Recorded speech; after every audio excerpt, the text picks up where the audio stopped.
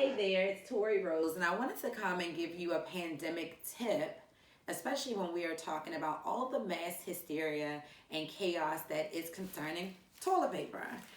Toilet paper may not be the largest of our concerns, especially when we are dealing with a crisis that is affecting our upper respiratory system and our body. So let's just go ahead and kick the toilet paper to the side. Today I want to talk about water, and I want to talk about emergency preparedness. How much water is enough? And so I have people who ask questions all the time. They jokingly say that I prep like a doomsday prepper, but it's better to need nothing in times of crisis, and it's better to have it and not need it than need it and not have it. So let's talk about water.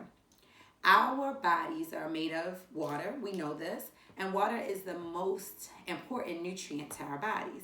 Too frequently, we are told that we could live without food. So that means people who are stranded, they're in emergency situations, they could live days, weeks, and maybe even months without food. But doctors say you can only go maybe 4 or 5 days without any water. So let's talk about this. How much water is normally recommended? Well, in times of crisis, if this were a situation where the city was closed or our water supplies had been tampered or we didn't know if we were going to get fresh or clean water, I would suggest that you have 2 to 3 gallons per person each day. However, because of COVID-19, it's only affecting us in a viral way. That means that we can still get access to water from our taps. Those of us who can run errands and go to the store, we still have access to water. So the most important thing is that you don't get in the house and get dehydrated. And especially if you are laying around, if you are not as active as you normally would be when you were going to work or school or out of the house, you want to make sure that you have at least a half a gallon of water a day per person. And so you should be drinking water actively, drinking water daily. And so water helps with a few things. It helps you combat migraines. It helps you combat constipation. It also helps with those cravings, right? So half a gallon of water a day per person is what you should be drinking. One of these gallons is the equivalent of 7 bottles of water, right? And so I can say that a half a gallon, let's say, is 4 bottles of water. And this is what you should be drinking each day per person. And so as a mom, I'm one person. Doesn't matter how big of a person or how small of a person, this math would still work. And so I am preparing to be quarantined in a house for the next 30 days. And so let's do that simple math. That's 4 bottles of water a day times 30. That's 120 bottles of water.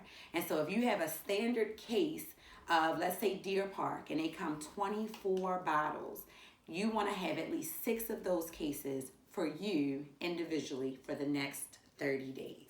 So I know what some of you guys are thinking, like, where am I going to store all of this water? That's a great question. It's water, and so it's not going to go bad. You can put it in your closet. You can put it in your basement. You can keep it in your trunk. You can put it around the house. You can get creative with where to store your water, but it is most important that you are not only drinking enough water for yourself, but you are making sure those people who live in the house with you are also drinking enough water. So I have an 11-year-old. I suggest he does the same. And so remember our initial math problem. 4 bottles per person per day, 120 for the next 30 days. That means I would need 240 bottles of water, which would be the equivalent of 10 cases at 24 bottles per case. So I know that was a lot of information, but I hear people again talking about toilet paper, toilet paper, toilet paper. Get your water.